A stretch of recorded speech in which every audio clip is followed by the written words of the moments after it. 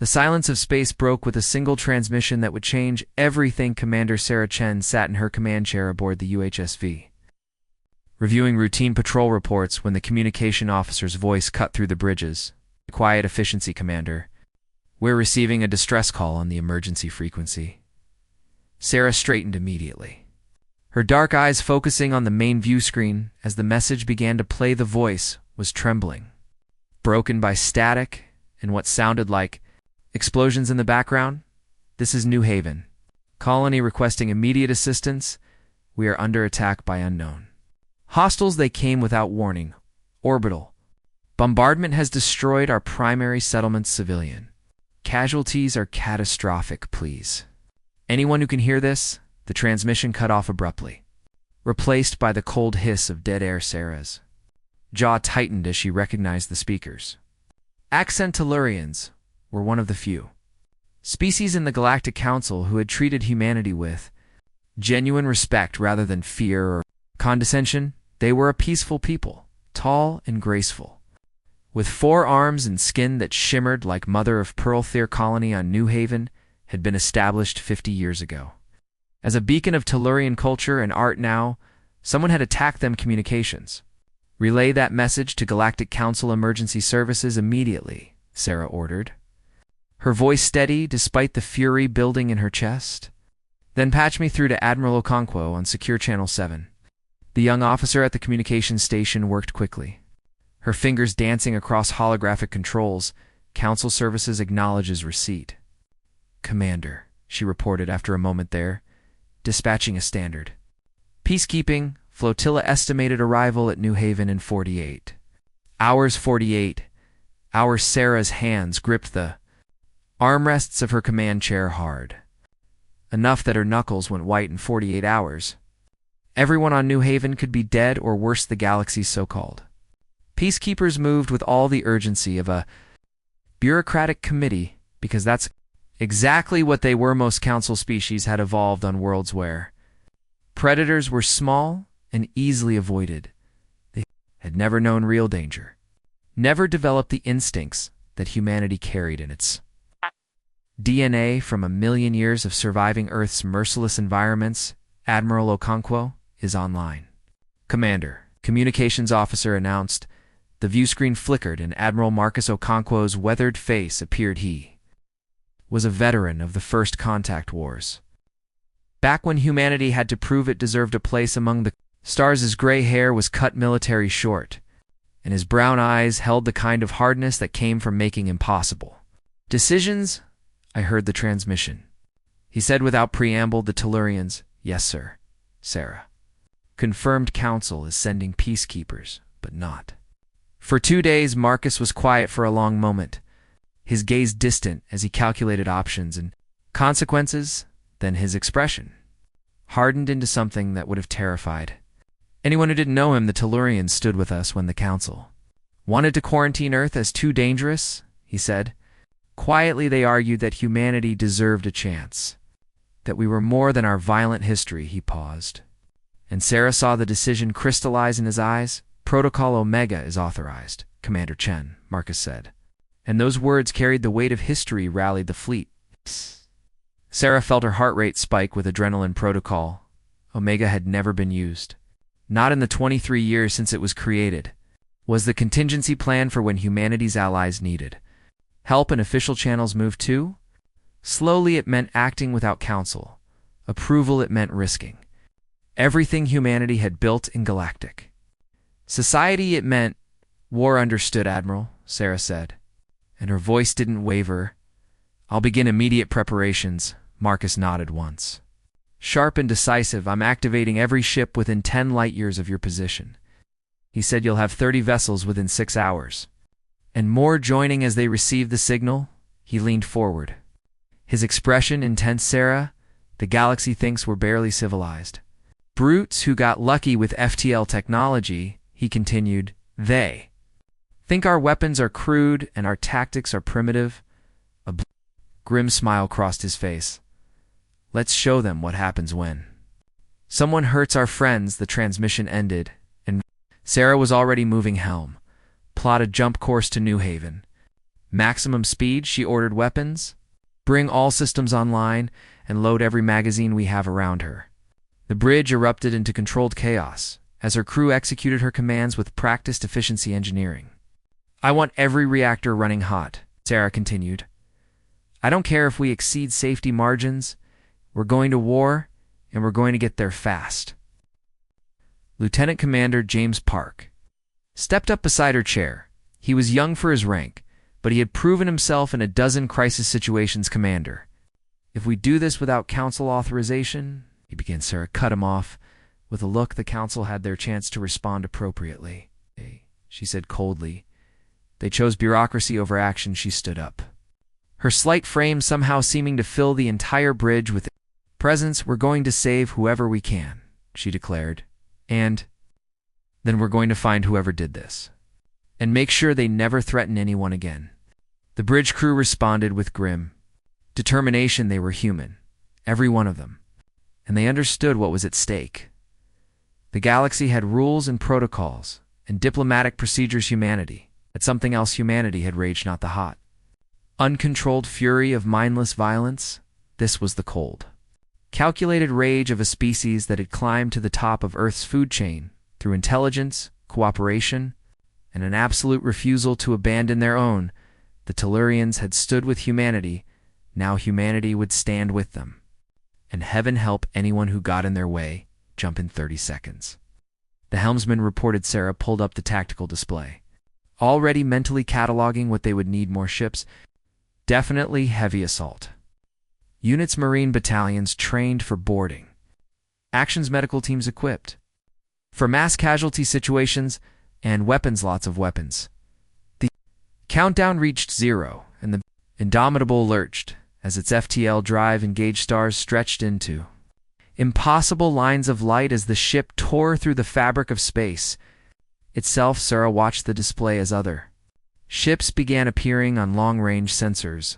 The Roosevelt, a heavy cruiser bristling with railguns. The Beijing, a carrier loaded with fighter squadrons. The Nairobi, a dreadnought that the Council didn't officially know existed. More ships appeared every minute as the signal propagated through human space destroyers and frigate supply vessels and medical ships, even civilian craft that had volunteered their services. They came from Mars and Luna, from the colonies on Europa and Titan, from the mining stations in the asteroid belt and the terraforming projects on distant worlds. They came because someone had hurt humanity's friends. They came because humanity never forgot who stood with them when times were hard. They came because sometimes the only answer to violence is overwhelming force. Sarah Chen stood on her bridge and watched humanity's might gather like a storm. The galaxy was about to learn a lesson that Earth had taught its children over millions of brutal years. Cross a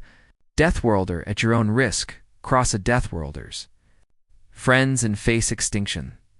Fleet was coming, and nothing in the galaxy was ready for what humanity would unleash.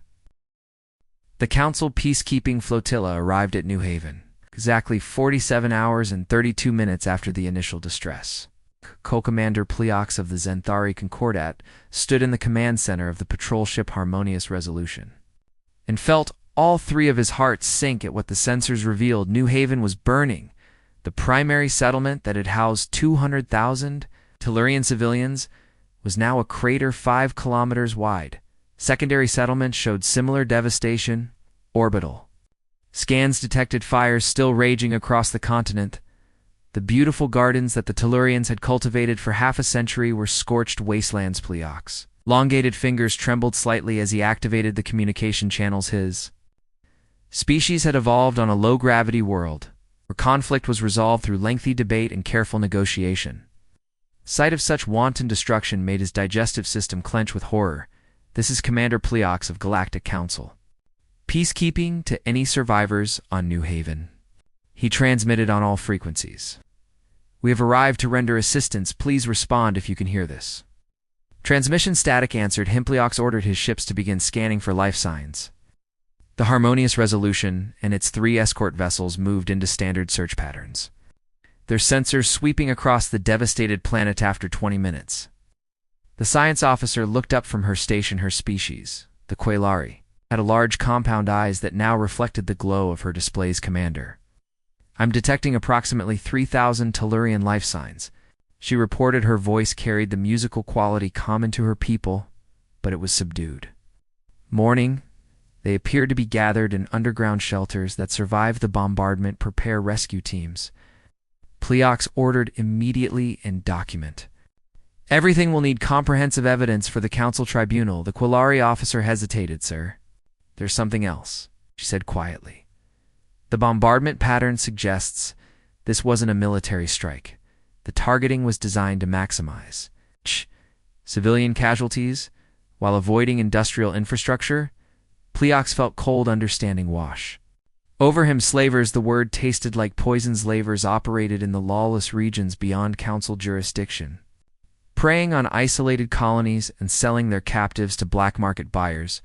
The practice was illegal across all council space, but enforcement was difficult. Most peacekeeping forces were designed for mediation, not combat. "Can we identify the attackers?"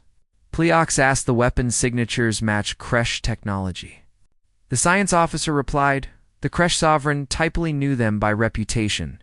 They were a warrior culture that had refused to join the Galactic Council, preferring to maintain their independence in a region of space too troublesome for the Council to police. Effectively, their economy ran on slaves and plunder. They had raided Council worlds before, but never with such brazen violence.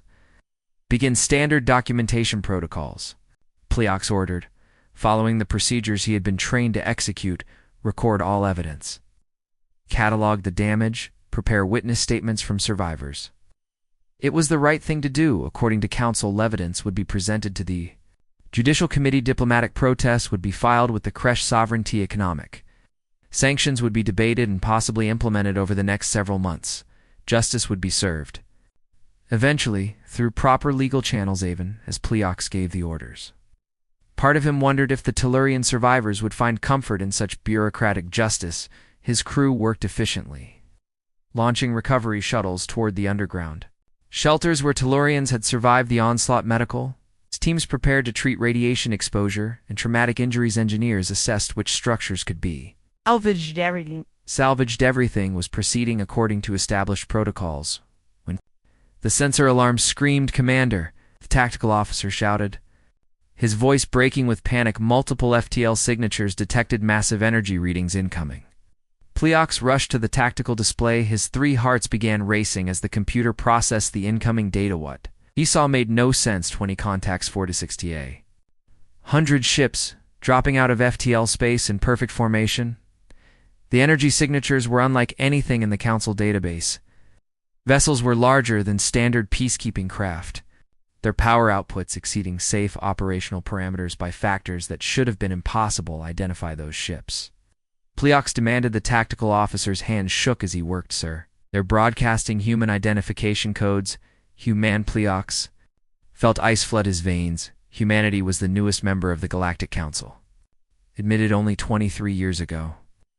After lengthy debate about whether a species from such a violent death world should be allowed among civilized peoples, most Council species found humans disturbing.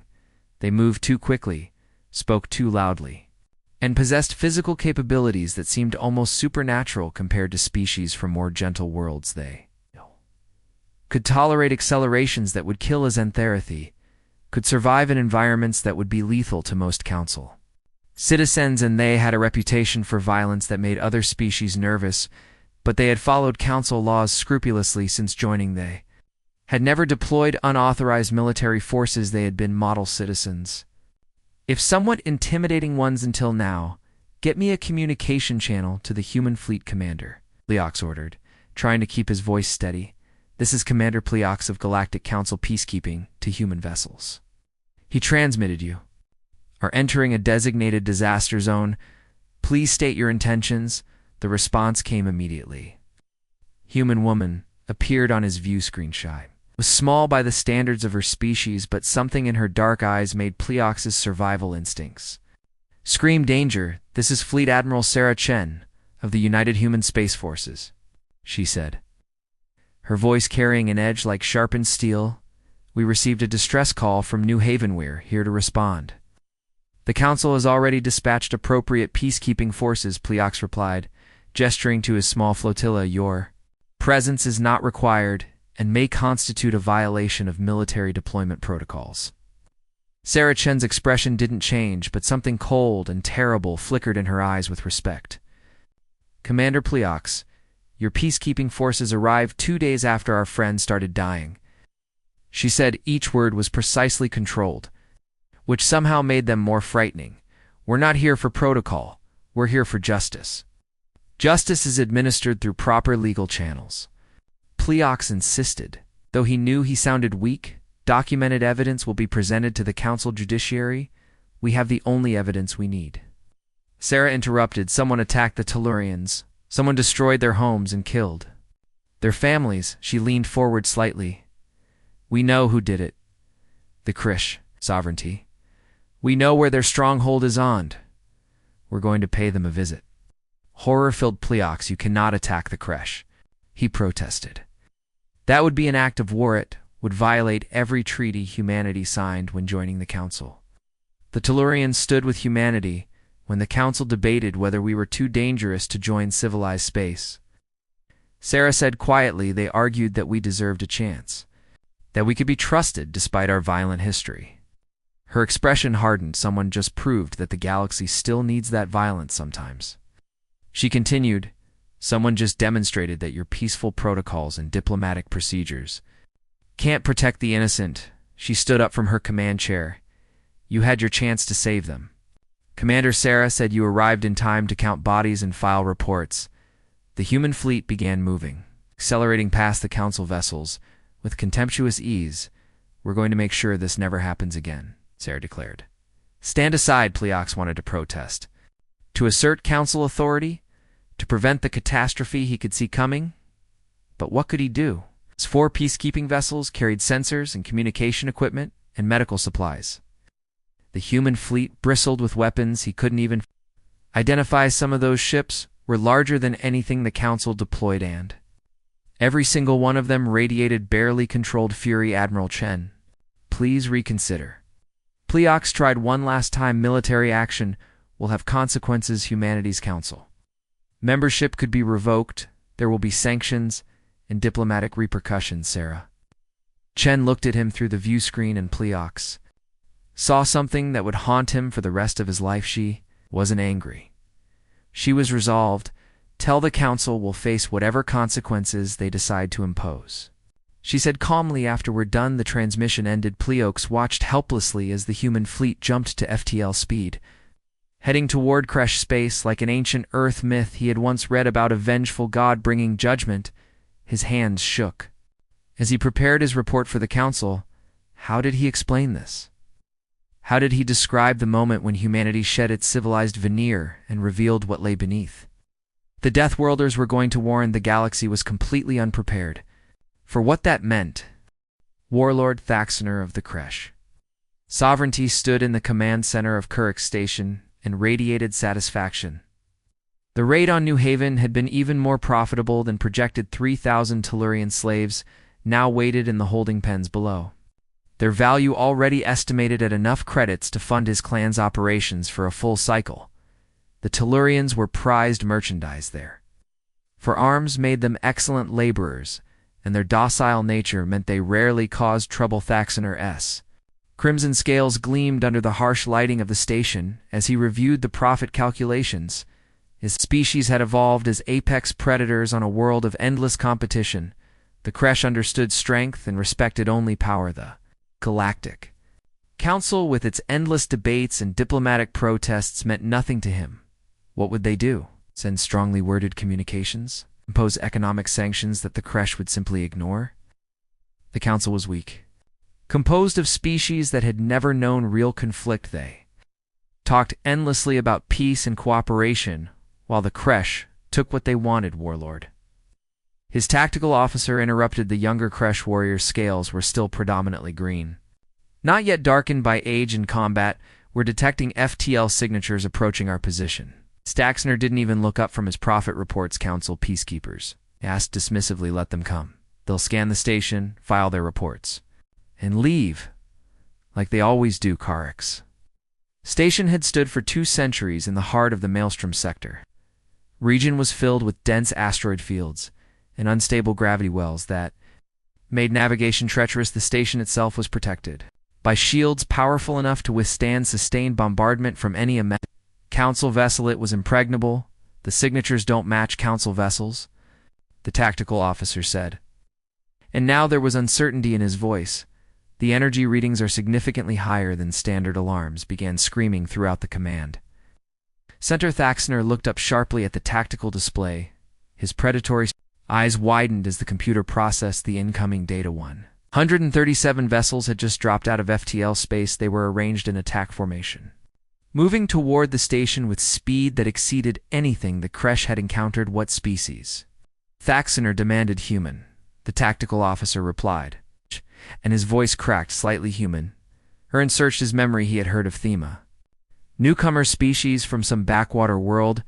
They had joined the Council recently and were considered primitive by most standards there. Technology was crude and their diplomatic skills were laughable. They posed no threat. They must be here to negotiate.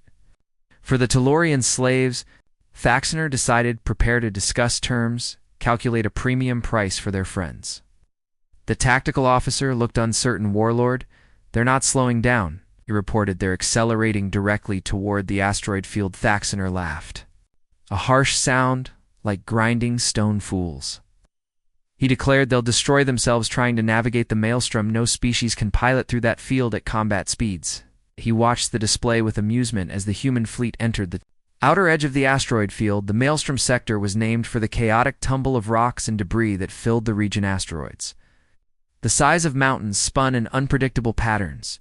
Gravity wells from collapsed stellar remnants created zones where navigation required careful calculation and slow progress. It was the perfect defense. Any attacking force would have to slow down, pick their way through carefully, giving Kurek's station plenty of time to target them with defensive weapons. Thaxner expected to watch the human ships decelerate and begin cautious maneuvering. Instead, accelerated human fighters, small craft, barely larger than escape pods, screamed into the asteroid field at velocities that should have been suicidal. They didn't slow down. They didn't carefully navigate. Flew like madness itself, weaving between rocks with centimeters to spare, pulling maneuvers that would generate G-forces fatal to most species. That's impossible, the tactical officer whispered. Thaxner stared in disbelief as the human pilots treated the deadly Maelstrom like it was empty space behind. The fighters came, the larger vessels, destroyers, cruisers that somehow maintained formation while dodging obstacles that would have pulverized any Council ship. Then the dreadnoughts arrived. The massive vessels didn't try to avoid the asteroids. They simply destroyed anything in their path with precisely targeted weapons. Fire rocks that had tumbled through space for millennia were vaporized in instants. The Maelstrom that had protected Karix for 2 centuries was being carved into a highway. Raised shields, Thaxner roared. All weapons online, prepare to repel attackers. The station's powerful defensive screens activated energy. Barriers capable of absorbing megaton-level impacts surrounded Karix. The Kresh had tested these shields against every known weapon in the galaxy. Though were impenetrable human weapons opened fire, Thaxner expected to see energy beams splash harmlessly against his shields. Instead, he watched as solid projectiles, simple, kinetic weapons that seemed almost primitive, struck the barriers at relativistic speeds. Shields held for approximately 3 seconds, then they failed. Impossible, Thaxner screamed. The human dreadnoughts were firing what appeared to be tungsten rods accelerated to a significant fraction of light speed. The kinetic energy was astronomical when they impacted Korix's hull. They punched through armor plating like it was paper. Explosions ripped through the outer sections of the station. Return fire, Thaxner ordered. Desperately target their largest vessels. The Kresh weapons batteries opened up, sending plasma bolts and particle beams toward the human fleet. The humans didn't even try to dodge their shields. When they bothered to use them, absorbed hits that should have crippled smaller vessels when the shields failed. The human ships just kept coming. Exeter watched in mounting horror as human fighters swarmed around the station like insects. They weren't following any tactical pattern. He recognized they were everywhere at once, striking weak points with surgical precision. Hull breaches on decks 7 through 12. someone shouted, "They're boarding us." Boarding through hull breaches in vacuum. What kind of species tried to board a station without using airlocks? The answer came through the security cameras: human. Marines in armored suits were cutting through the hull with plasma torches. They worked in vacuum without hesitation, moving with purpose and coordination. When they breached into pressurized sections, they came through the holes, weapons firing. Kresh warriors rushed to repel the invaders. The Kresh were fearsome fighters, evolved predators with natural weapons and centuries of combat tradition. They should have torn through these primitive humans easily instead. The humans tore through them.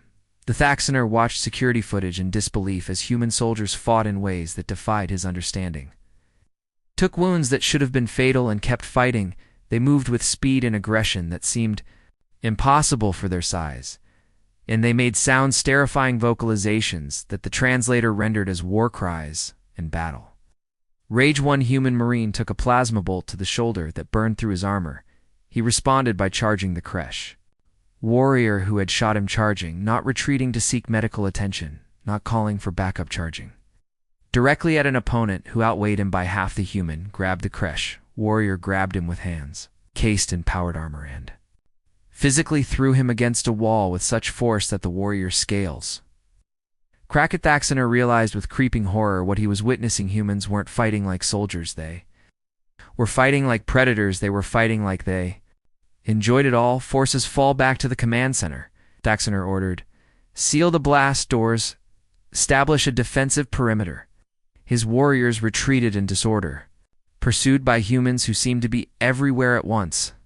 Command center's massive blast doors slammed shut. Thaxoner had 36 of his best fighters with him. They aimed their weapons at the door and waited. The door held for almost 5 minutes. Then a human breaching charge detonated, and the entire blast door was torn from its mountings. Human marines flooded through the opening. Thaxoner raised his weapon, but something struck him with the force of a kinetic round. He went down, his weapon skittering across the floor. When he looked up, a human stood over him. The marine's armor was scorched, and dented blood leaked from a crack in the helmet's faceplate. The human's eyes, visible through the damaged helmet, burned with a terrible fury on the command center.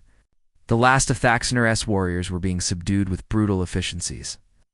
Battle for Kuruk Station was over. It had lasted 6 hours. The Kresh sovereignty, dead Filoni for 2 centuries, had fallen to a species most of the galaxy considered primitive. Thaxoner looked up at the humans standing over him and finally understood these weren't primitive newcomers to galactic civilization. These were Deathworlders, and he had made the fatal mistake of hurting their friends. Human marine spoke, the translator rendering the words in flat, emotionless tones. "Where are the Tellurians?" The Thaxoner's defeat was complete. The mighty Kresh had learned what Earth had taught its children over millions of brutal years. Apex predators recognize each other, and they know when they've met something even more dangerous than themselves. Admiral Sarah Chen stood in what remained of Kuruk Station's command center and looked at the defeated warlord Thaxoner with cold assessment around her. Human marines maintained security positions with weapons trained on the surviving Kresh warriors. The station's atmosphere processors were working overtime to clear the smoke and chemical residue from the battle. Emergency lighting cast harsh shadows across scorched walls and damaged equipment. Sarah's armor bore the scars of combat plasma, burns on the shoulder plating, a long gouge across the chest plate where a Kresh blade had nearly penetrated, but she stood straight and unbending. "Where are the Tellurians?" she asked again. Her voice came through the armor's external speakers with mechanical precision. Lay on the deck plating where he had fallen. His crimson scales were dulled with ash, and one of his arms hung at an unnatural angle. He looked up at Sarah with eyes that held something between rage and fear. The holding pens, he said finally. His translator gave his words a rasping quality. "Lower deck, section 19, Sarah gestured to her second-in-command lieutenant. Commander Park nodded and immediately began organizing rescue teams. Secure the route to the holding pens. Sarah ordered, "I want medical teams standing by, full trauma protocols." She turned back to Thaxoner and knelt down so she was looking directly into his eyes. "How many Tellurians are down there?" She asked 3017. Thaxoner replied. Something in his voice suggested he wasn't sure why he was answering so readily. Perhaps it was the shock of defeat.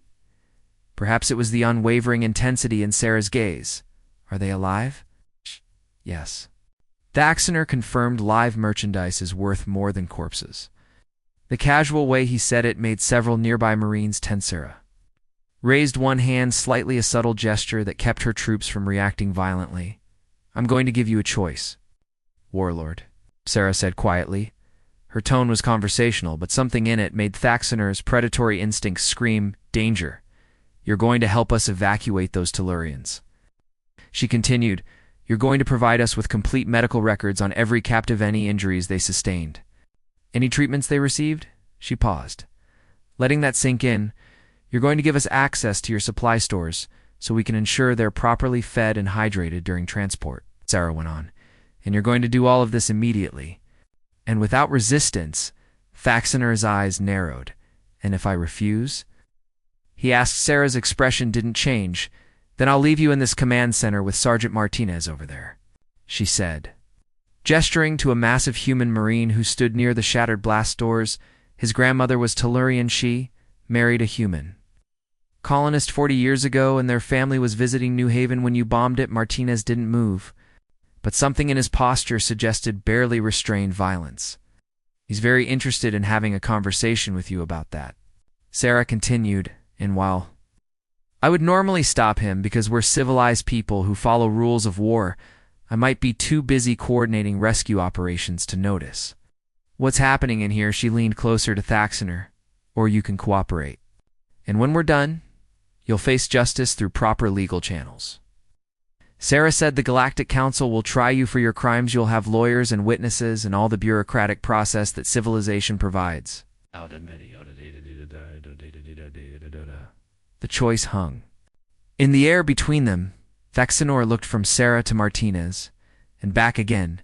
He had spent his entire life as a predator, taking what he wanted through strength. Now he was prey, and he understood the terrible position he was in. I'll cooperate, he said. Finally, Sarah stood up. Smart choice, she said. Then she activated her communication channel. All teams. Warlord Thaxoner is providing full cooperation, she announced. Proceed with rescue operations. The human forces moved with impressive coordination. Marines secured corridors leading to the holding pens. Engineers restored power to critical systems. Medical teams prepared treatment stations. Sarah had studied the after-action reports from Council peacekeeping operations. They were thorough and methodical, but slow. Council forces would have spent days establishing security protocols before attempting any rescue. Humanity didn't have that kind of patience when their friends were suffering within 30 minutes. The first Tellurians were being evacuated from the holding pen. Sarah went down to observe the operation personally. What she saw made her grateful for the armor that hid her expression. The Tellurians had been packed into cells designed for cargo, not living beings. Sanitation was minimal. Food and water had been rationed to subsistence levels. Many showed signs of injury from the initial attack on New Haven. Broken limbs that had been set poorly, burns that had received no treatment, radiation exposure that would require extensive medical intervention, but they were alive. Human medics moved among them with practiced efficiency. Were soldiers trained for combat trauma, accustomed to treating injuries that would kill most species. They assessed each Tellurian quickly, prioritizing the most critical cases for immediate transport to the fleet's medical ship. Sarah watched as one medic knelt beside a young Tellurian, who couldn't have been more than adolescent by their species standards. The Tellurians for arms were trembling, and their pearlescent skin had taken on a grayish tint that suggested severe stress. You're safe now, the medic said gently, running scanners over the young one's body. We're going to get you out of here. The Tellurian looked up with large, luminous eyes. Are you really human? They asked. Their voice barely a whisper. The medic smiled behind his helmet's faceplate. Yes. He confirmed. Your people stood up for us once now. We're returning the favor. Sarah felt something tight in her chest loosen slightly. This was why they had come, not for glory or conquest, not to prove humanity's military might, to save people who had shown humanity kindness when the rest of the galaxy had been afraid. The evacuation took 8 hours, every single. Tellurian was transported to human medical ships where they received care that exceeded Council standards human doctors had experience. Treating injuries from high-gravity accidents, radiation exposure from working in space, and trauma from natural disasters on a hostile world, they applied that knowledge to helping the Tellurians. Meanwhile, other teams were documenting everything. Every cell in the holding pens was photographed. Every piece of creche equipment was cataloged. Every record in the station's databases was copied. When the Galactic Council finally arrived to assert jurisdiction, humanity would hand over the most comprehensive evidence package in the history of interstellar Losera. I stood in the docking bay and watched as the last transport shuttle departed with its cargo of freed captives around her. The station was being systematically dismantled. Human engineers were removing weapons systems and drive components. This fortress that had stood for 2 centuries as a symbol of creche power would never threaten anyone against Axonar, and his surviving warriors were in custody.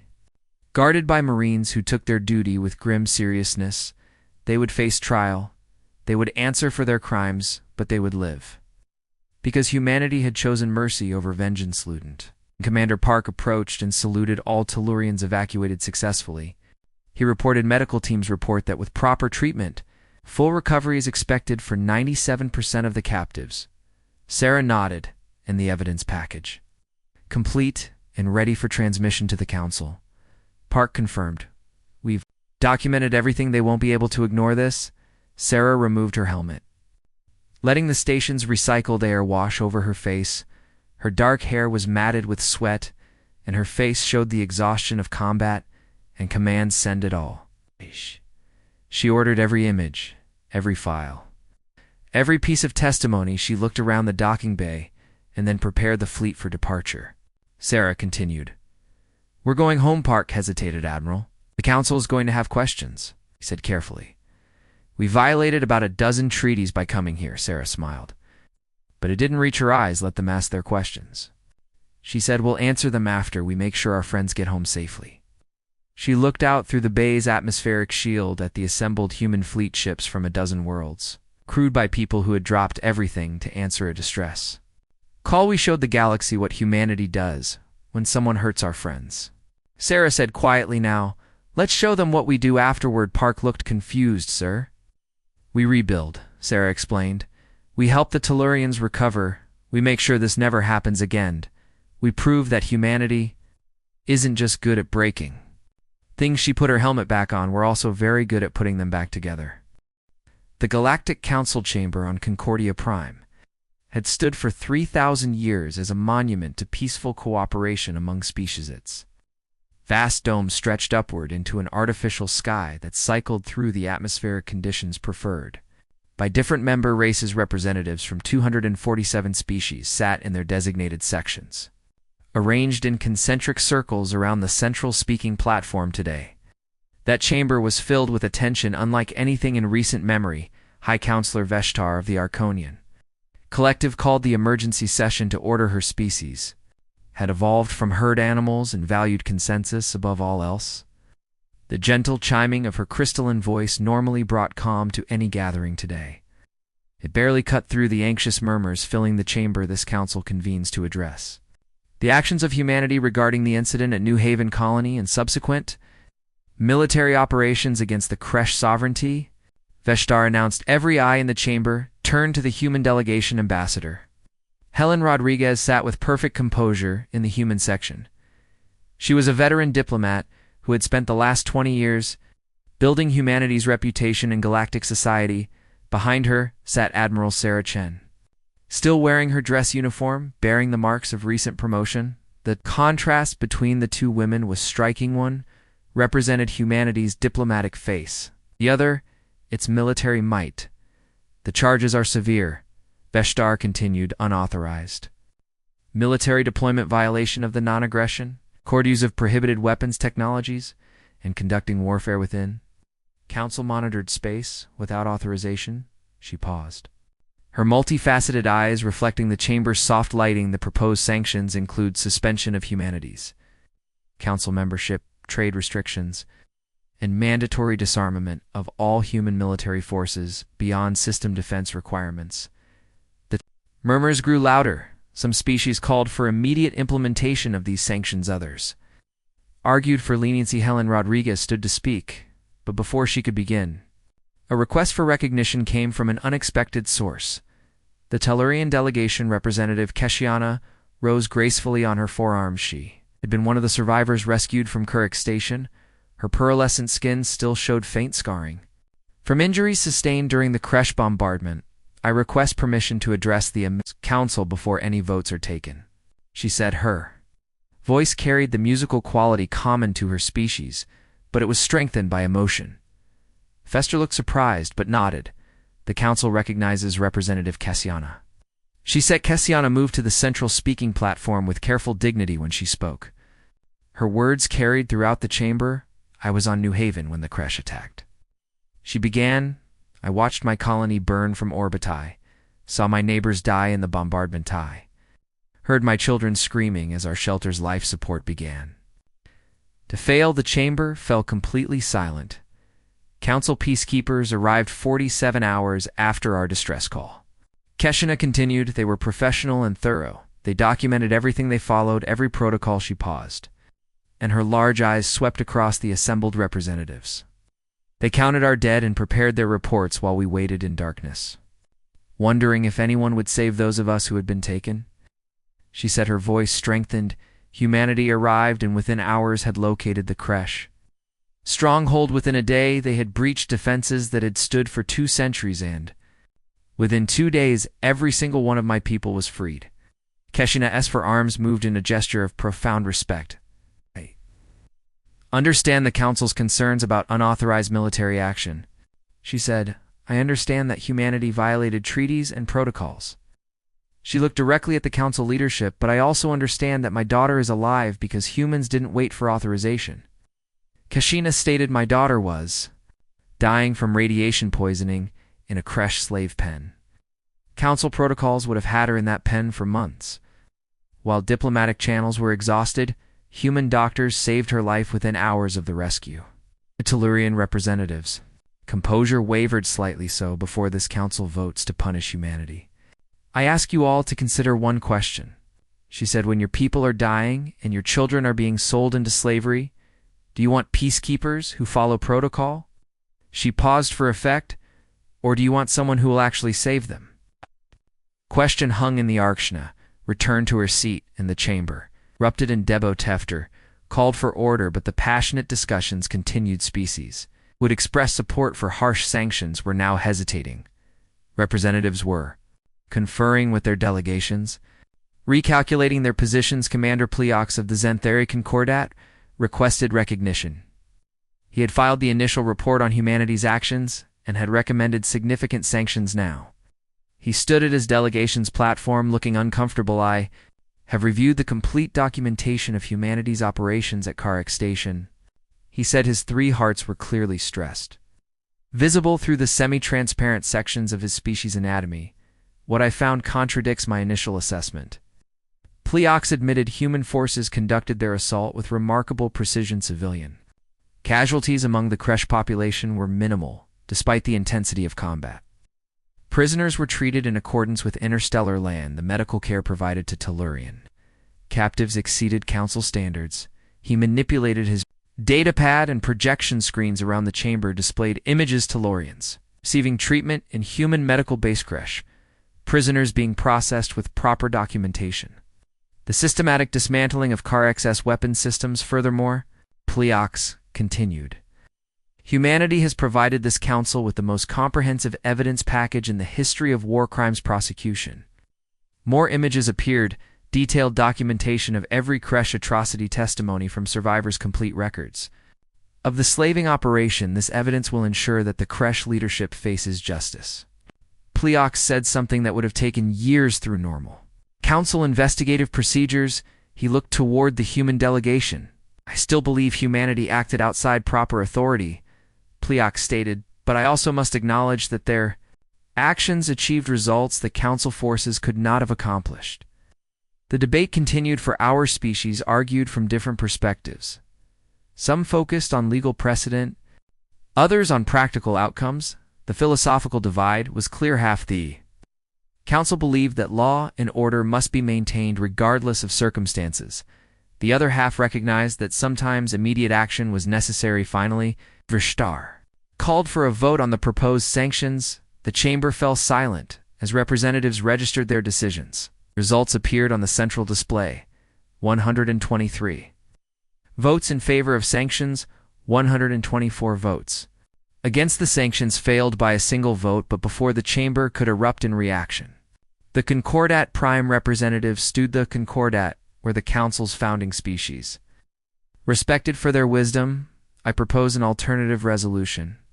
The Prime representative said, her ancient voice commanded immediate attention. Humanity has demonstrated capabilities that the Council clearly lacks. She stated bluntly, our peacekeeping forces are designed for post-conflict stabilization and diplomatic enforcement. They are not equipped to handle situations requiring rapid military intervention.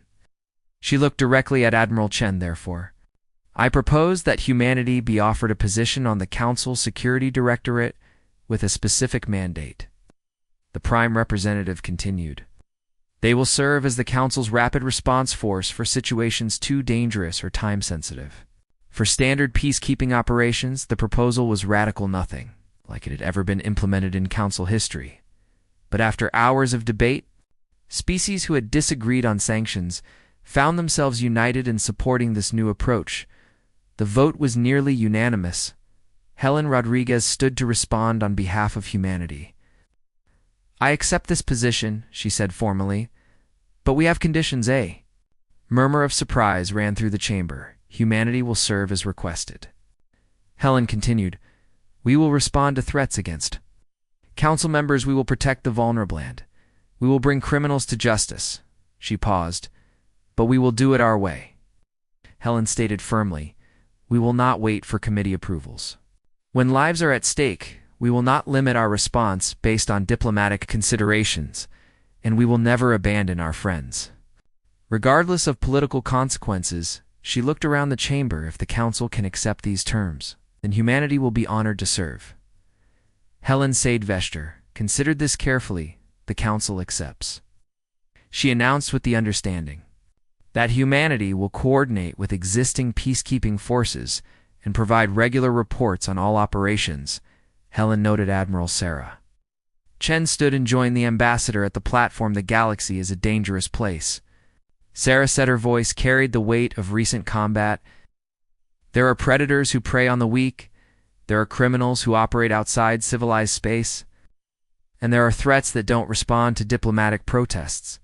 She looked out at the assembled species. Earth taught humanity hard lessons over millions of years. Sarah can't